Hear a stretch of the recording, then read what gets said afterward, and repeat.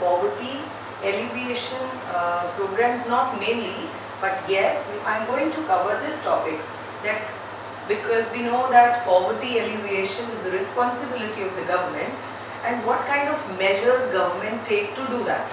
Alright, so the title is Measures Undertaken by Government to Remove Poverty. We are covering class 12 topic. Alright, so government tries to cover almost all the approaches to remove poverty.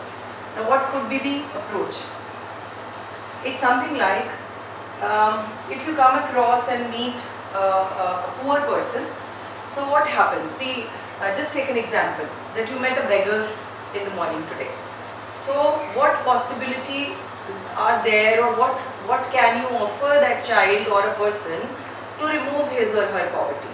Okay, so the very first thing what you offer is, आप कुछ खाओगे ना? आपके पास कपड़े नहीं है, आपको कपड़े दे दे, चप्पल नहीं पहनी आपको चप्पल दे. That means what do you do is initially, immediately you try to cover, or to cover, I can't say that, or to fulfill or accomplish their minimum needs, जो उनकी basic, जो उसके फेस से लग रहा है कि बच्चा हंग्री है, तो आप सबसे पहले उसे फूड ऑफर करने की कोशिश करते हैं. So that is, government also does the same thing. Why I am sharing this story, so that you can remember all the three headings in maybe not in a sequence, but yes, you can remember. So what does the government do? Government should immediately pay attention on the minimum needs of the poor people. So that's the first approach which should happen. Even जब हम भी किसी poor से मिलते हैं तो हमारी भी यही अप्रोचेस रहती हैं. सबसे पहले हम उसे कुछ खाने के लिए ऑफर करते हैं, because it is visible that the child or the person has not eaten from last maybe many days or maybe throughout the day. Okay, so minimum need program. ये कोई सीक्वेंस नहीं है कि इसको ऐसे ही लिखना है, आप अपने कन्वीनियंस के हिसाब से आगे पीछे करके लिख सकते हैं. Then second thing, what will you offer? अब आप उसे खाना खिला रहे हैं, आप उसे कहेंगे तुम काम क्यों नहीं करते, why do you beg? So I offer you a job. मेरी फैक्ट्री में काम है और ये मेरे घर पर काम है, why don't you do it? हम आपको पढ़ाएंगे भी और आपको साथ में काम भी देंगे. अब वो पर्सन दूसरा क्या किया आपने उसके लिए, उसकी ग्रोथ के बारे में सोचा. So that's what is the second approach government also takes care. So what does this mean? Government के उनके लिए ग्रोथ ओरिएंटेड प्रोग्राम्स चलाती रहती है टाइम टू टाइम, और उसके अंदर they get the benefit. And एक डायरेक्ट प्रोग्राम होता है, इसे स्टोरी के फॉर्म में नहीं बताया जा सकता. That is why I am not making the story now. So दो बातें तो आपको स्टोरी से याद रह जाएंगी. जब भी आप किसी पुअर से मिलेंगे, उसकी सबसे पहले, अच्छा अब अगर आप उसको पहले मिलते बोलो काम क्यों नहीं करते, तो वो भी रूडली बोलता है जाओ यार मत दो पैसे यार, तुम जो देना है तुम निकलो, सजेशन मत दो. तो immediately if you what do you do, अगर ऐसे मिलते ही आप उसे अगर ग्रोथ ओरिएंटेड बात करेंगे, उसे समझ नहीं आएगी, क्योंकि उसका पेट तो खाली है, उसने खाना तो खाया नहीं, और उसे ऐसे आइडियाज समझ में नहीं आएंगे. So minimum need programme number 1, give him some food or some basic things which the person may be looking for. And secondly, growth oriented programs के through government उसकी remove करती है poverty. Third is the poverty alleviation programs. So poverty को हटाने के लिए ही government बहुत सारे programs चलाती है. Okay, so कुछ mainly rural poor के लिए होते हैं, कुछ urban poor के लिए होते हैं. So वो हम आगे पढ़ेंगे. इस वीडियो में I will cover the first and the third one. This will be covered in a separate video because there are many programs. Okay, so let's begin. According to my handouts, I am at question number 13. All right. Discuss the measures undertaken by the government to remove poverty. इसके आगे आप बहुत important question लगा दीजिए, क्योंकि 90% chances होते हैं इस चैप्टर में से ये question ही टेस्ट होता है. This question can come for 3 marks or maybe for 6 marks. 3 marks में आएगा तो कोई एक अप्रोच आपसे मांगी जाएगी, उसे आप अच्छे से इलेबोरेट करेंगे. 6 marks के लिए आएगा तो जनरल पूरा टॉपिक होगा. So you have to cover all the 3 approaches for 2 marks each. I'm sure I explained the point. Now, removal of poverty के लिए मेजर 3 डायमेंशंस होती हैं. तीनों डायमेंशंस फ्लो चार्ट से ही एक्सप्लेन कीजिएगा. It will give a better impression on the teacher. First one we are starting with the growth oriented approach. इसमें आप कीवर्ड्स को जरूर अंडरलाइन कीजिए. This approach was initiated from the last 5-year plan sorry from the first 5 year plan, इसको आप highlight कीजिए क्योंकि MCQ में आ जाता है कि पॉवर्टी एलिविएशन, अब आपको याद होगा पहुंच जाए फर्स्ट चैप्टर में on the eve of independence, and we remember हमने वहाँ वाइड स्प्रेड पॉवर्टी की बात की थी when britishers left India, so they gave us poverty in abundance, okay, जिसे हम आज तक धो रहे हैं। So what does this mean, इतनी सारी पॉवर्टी हमें दे गए थे, तो हमारा सबसे पहला ही अप्रोच, पहली 5 ईयर प्लान जो 51 से 55 तक था, उसमें हमने अपने एजेंडा को क्या रखा, टॉप प्रायोरिटी रखा कि भाई हम ग्रोथ करेंगे, क्योंकि हम ग्रो नहीं कर रहे थे। यू रिमेंबर स्टेगनेंट इकोनॉमी थी, जब हम ग्रो करेंगे तो ऑटोमेटिकली सारी इस तरह की प्रॉब्लम्स जो हैं पॉवर्टी से रिलेटेड, प्रोडक्शन कम है इससे रिलेटेड, तो वो सब ऑटोमेटिकली सॉर्ट आउट हो जाएगी। ओके, सो अंडरलाइन कीजिए फर्स्ट 5 ईयर प्लान में क्या था, it was expecting this approach is based on expectations that effects of economic growth, rapid increase in GDP and per capita income. Economic growth तो यही होती है ना, how do you check whether the economy is growing or not, how do you check, you look at the GDP. If GDP is increasing, what is the meaning of GDP, you remember national income में हमने cover किया, GDP means country की growth in terms of production of goods and services. Got it? चलिए आगे, अब आते हैं जी would spread in all sections of the society. So now you cannot categorize that we will cover only middle class or lower middle class or poor. Of course, growth किसको चाहिए, सभी को growth चाहिए. Okay. So all sections of the society. अब आपके keywords देखते जाइए. First 5 year plan is important to write. Then you are supposed to write it is all about economic growth and do mention economic growth किसमें, per capita में and GDP में. Third किसको, सिर्फ poor को, no, all sections of the society, and will trickle down. अब जब मैं all sections of the society को केटर करती हूँ तो पॉवर्टी ऑटोमेटिकली ट्रिकल डाउन हो जाएगी, कम हो जाएगी, क्योंकि ऑल सेक्शंस में तो पुअर लोग भी आ जाएंगे। Okay, it was felt that rapid industrialisation, industrial development and transformation, अब मुझे एक सेक्टर नहीं, जैसे एक कैटेगरी के लोग नहीं, एक सेक्टर भी नहीं, तो आपको सारे सेक्टर्स की बात बतानी पड़ेगी कि हम इंडस्ट्रियल सेक्टर को तो रैपिड इंडस्ट्रियलाइजेशन में डाल ही रहे हैं, plus we are thinking about agricultural growth as well. Why? Because majority of our population was involved in agriculture, so you cannot skip this point, remember. So if you are skipping all small points, assuming they are not so important, you may lose marks. So पहले all sections of the society को tackle किया, अब आपने क्या बोला, हमारे सारे sectors भी important हैं, तो underline rapid industrial development, transformation in agriculture. कैसे आई थी transformation? You remember 50 to 90 में green revolution came. So green revolution in selected regions would benefit the underdeveloped regions and more backward sections of the society. Now you're justifying your point saying कि जो 51 और 55 में plan बना, उसमें हमने जो ये ग्रोथ ओरिएंटेड प्रोग्राम्स चलाए, उनमें हमने सनराइज इंडस्ट्री को भी कवर किया, you remember, rapid industrialisation, agriculture में तो हमने ट्रांसफॉर्मेशन ही ले आए, we were food deficient to food sufficient हो गए थ्रू ग्रीन रेवोल्यूशन, सो आप उसको भी यहाँ पर मेंशन करेंगे। Let's move further. However, growth oriented approach prove to be ineffective. अब साथ में ही आप इसके लिमिटेशंस कवर करेंगे, लेकिन अगर ये क्वेश्चन आता है आपका 6 मार्क्स के लिए पूरा, सो 2 points 2 मार्क्स ईच के लिए आपको लिमिटेशंस अगर आप इसमें नहीं भी लिखेंगे तो भी चलेगा, लेकिन आई वुड सजेस्ट आप फिर भी एक नीचे line, this was proven to be ineffective because of one reason, you can write it down, not all. Got it? Okay, चलिए अब इनइफेक्टिव रहा कहते हैं ये प्रोग्राम, कैसे रहा, लेट्स अंडरस्टैंड। अब हम जैसे पॉलिसी बनाते थे इंडस्ट्रियल ग्रोथ की, एग्रीकल्चर की, उतनी देर में पॉपुलेशन की भी ग्रोथ हो जाती थी भाई।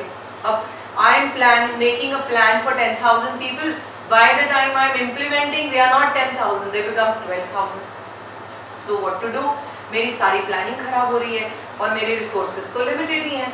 सो population is one of the limitations. Population growth has resulted in a very low growth in per capita. We thought that we will increase our per capita income, but we could not do it because we could not, till now we could not control the population growth. The gap between poor and the rich is actually increasing. The gulf is increasing. Why? Because poor के और बच्चे भी ज़्यादा किसके घर हो रहे हैं? Poor लोगों के, ना? They are giving birth to so many people, keeping this in mind कि they are the hands who will earn money. ये उनकी मेंटालिटी की वजह से होता है. तो और गैप बढ़ रहा है. ऊपर वाले सेगमेंट में फिर भी बच्चे कम है, रिसोर्स ज़्यादा है. इधर तो पहले ही रिसोर्स कम है और खाने वाले ज़्यादा हो गए. So number 2, Green Revolution strengthened the disparities regionally. You remember? कुछ रीजन्स ने पहले अडॉप्ट किया 60s to 70s में. ग्रीन रेवोल्यूशन 2 फेज में आया, राइट? तो उसने जो तो एरिया पहले से डिस्पैरिटी, रीजनली डिस्पैरिटी बढ़ा दी थी. तो यू भी रिमेंबर दैट पॉइंट.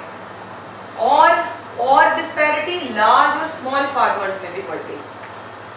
अब वैसे तो ओवरऑल ग्रीन रेवोल्यूशन ने बहुत अच्छा इम्पैक्ट डाला, लेकिन 100% रिजल्ट्स तो कहीं भी नहीं होते, तो हम उसको एक काउंटर एक्ट कर रहे हैं. Third, there was unwillingness and inability to redistribute land. You remember हमने land reform system चलाया, लेकिन zamindars were able to come out of it. They were able to find out the loopholes in legislative. Do you remember the topic? I have already taught. So उस time पर ये जो land reformation system था, ये भी बहुत अच्छे से नहीं हुआ. इसीलिए जो रूरल एरिया का फार्मर था, वो उसको बहुत ज़्यादा बेनिफिट नहीं मिले, और there was a gap between poor and the rich. Fourth and the last, the benefits of economic growth has not trickled down to the poor. It's like जब भी growth हुई, इंडस्ट्रीज बढ़ी, MNCs भी आ गए, लेकिन उसका ज़्यादा बेनिफिट किसको हुआ? अमीर लोगों को ज़्यादा हुआ. Rich people could, it's something like money makes money because they have money to invest and they are able to understand the new projects and they catch those projects and take the advantage, of course. But it did not trickle, it did not reach to the actual poor people. So these are 4 limitations which you have to remember, and you have to mention if in case this alone point comes for 3 or 4 marks. Answer यही रहेगा. Okay. Second heading, although in your notes, is poverty alleviation, but as I told you, this will be covered in a separate video. So you can move to the minimum need program. All right. So minimum need में minimum need हमारी क्या है? रोटी, कपड़ा, मकान, यही सब कुछ है, तो इन्हें complete करना है. Okay. So come to that point. This approach has been initiated in the 5th 5-year plan. Underline कर लीजिए, highlight कर दीजिए. और growth oriented किसमें था? इसमें था, अभी हमने बोला, first 5-year plan. This is in 5th 5-year plan. Okay. It aims to provide minimum basic amenities to the people. India was among the pioneers in the world to visualize that people living standard could be improved through public expenditure. Now, what do we mean by public expenditure? Government has to spend money on that. So India was very soon they realized that ये अपने आप नहीं जाएगी, इस पे government को पैसा लगाना ही पड़ेगा. ओके. ऑन किस पे लगाना पड़ेगा? सोशल कंजम्पशन गुड्स पे. सोशल कंजम्पशन गुड्स क्या होती है राजे? लोगों को स्कूल गवर्नमेंट को देने पड़ेंगे, कॉलेजेस देने पड़ेंगे, पार्क्स, हॉस्पिटल गवर्नमेंट, ओके, ये देने पड़ेंगे. फूड भी देना पड़ेगा. जैसे सर्व शिक्षा अभियान के अंदर बच्चों को गवर्नमेंट स्कूल बुलाया जाता है और खाना भी दिया जाता है. they offer them a glass of milk also with iron tablet and many things. So government realized, बहुत सारी गवर्नमेंट्स ने भी इसे किया हुआ है और हमें भी पता चल गया कि हमें पैसा लगाना होगा इन पर. सोशल कंजम्पशन गुड्स पर क्या होती हैं? Food grains at subsidise rates, सस्ता खाना इनको देना होगा. दूसरा, एजुकेशन पर पैसा लगेगा, health, water supply, sanitation. So they are the important things. So they are supposed to be given by the government. Program under this approach are expected to supplement the consumption of poor इनके अंदर and create employment opportunities and bring improvement in health and education. देखो, अब जब hospital बनेगा तो बनाएगा कौन? poor लोग ही बनाएंगे. Means you need masons, you need मजदूर चाहिए होंगे, लोगों को काम मिलेगा.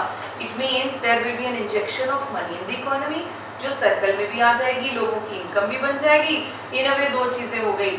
हॉस्पिटल भी बन गया, किसने बनाया? थ्रू एम्प्लॉयमेंट, लोगों को पैसा भी चला गया और उनके लिए, उनके इलाज के लिए हॉस्पिटल भी रेडी हो गया. So it was like double dual benefit से काम कर रही थी गवर्नमेंट. ओके.